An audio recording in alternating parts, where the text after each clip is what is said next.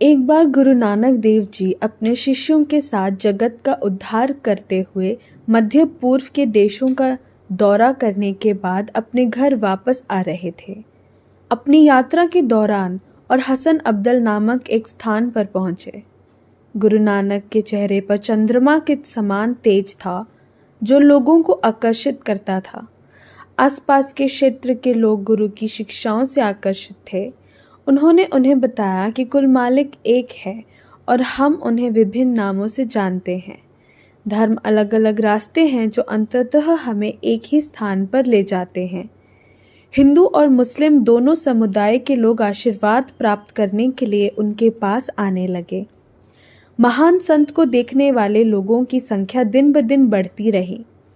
वहां एक मुस्लिम पुजारी रहते थे जिसका नाम वाली कंधारी था। वह बहुत ही लालची और अभिमानी व्यक्ति। उसके घर के पास एक पानी का झरना था जिसे वो अपनी लालच के लिए इस्तेमाल करता था। जिससे भी वहां से पानी लेना होता था उससे मजबूरन उसे पैसे देने पड़ते थे। गरीब ग्रामीणों के लिए उस झरने का पानी का एकमात्र स्रोत था।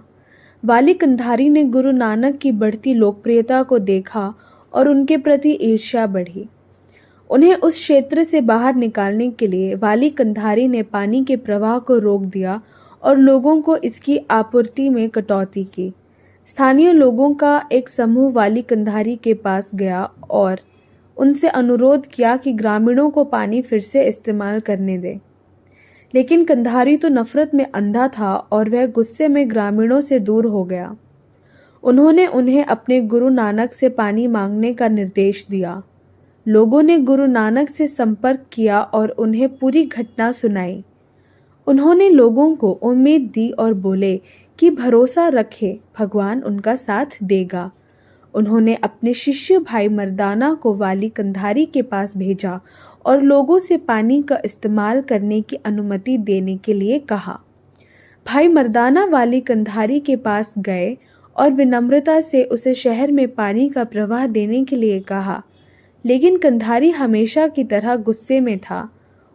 उसने उनका अपमान किया और कहा कि अगर उनके पास पैसे नहीं हैं तो वह पानी का उपयोग नहीं कर सकते।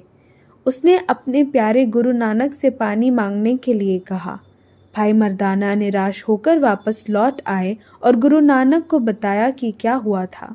गुरु नानक ने मर्दाना को फिर से कंधारी के पास जाने के लिए कहा और पानी की मांग की। उसने वही किया, लेकिन खाली हाथों फिर से वापस आना पड़ा। लोग अब ज्यादा असहाय हो रहे थे, लेकिन गुरु ने उन्हें आशा नहीं खोने को कहा और उन्होंने फिर से भाई मर्दाना को कंधारी के पास भेज दिया। भाई मर्दाना ने फिर से विनम्रता के साथ पानी मांगा, लेकिन कंधारी हमेशा की तरह जिद्दी था। उन्होंने दोहराया कि अगर उनके पास पैसा है तो ही वह पानी का उपयोग कर सकते हैं। निराश मर्दाना तीसरी बार गुरु नानक ने लोगों से फिर से आशा नहीं खोने का आग्रह किया।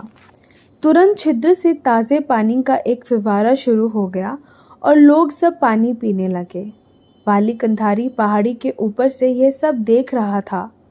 वह अपनी आंखों पर विश्वास नहीं कर पा रहा था।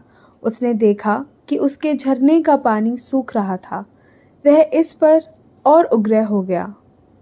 गुस्से में होने के कारण उसने गुरु नानक को मारने के प्रयास में पहाड़ी पर एक बड़ा चट्टान घुमाया। उस वक्त गुरु नानक ध्यान लगा रहे थे। लोगों ने देखा कि विशाल चट्टान उनके रास्ते आ रहा है और सब भागने लगे।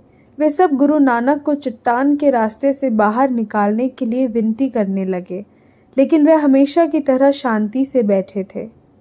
जैसे ही चट्टान गुरु नानक को मारने वाला था, उन्होंने बस अपना हाथ उठाया और चट्टान को रोक दिया। गुरु नानक के हाथ की छाप पत्थर पर छप गई थी और उस चट्टान को आज भी देखा जा सकता है जिस पर गुरु के हाथ की छपाई है।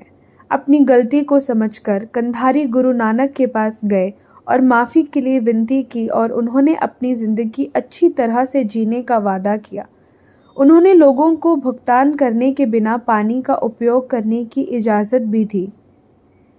इन्हें एहसास हुआ कि ईश्वर की रचना हर किसी के द्वारा साझा करने के लिए होती है और कोई भी इसे दूसरों से नहीं रोक सकता है। गुरु नानक ने कंधारी को माफ़ कर दिया और शहर के सभी लोग खुश थे। कई सालों बाद इस घटना की स्मृति में गुरुद्वारा पंचा साहिब बनाया गया था।